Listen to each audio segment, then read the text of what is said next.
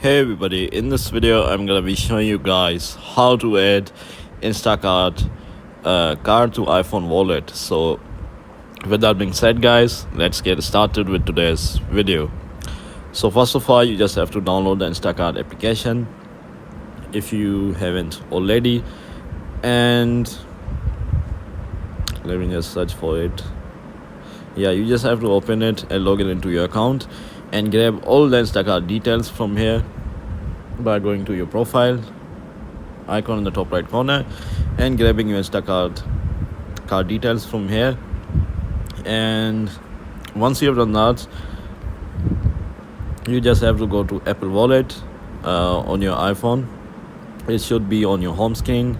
It should be labeled as wallet. Just click on it and then click on the plus icon in the top right corner of the screen. And then you just have to select this option, debit or credit card.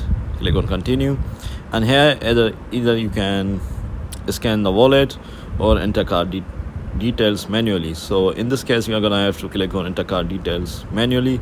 You just have to put in your name and your card number and you are good to go. So yeah guys, this is how you do it. If you found this video to be helpful, then thanks for watching. With that being said guys, I'll see you in the next video very soon. Peace.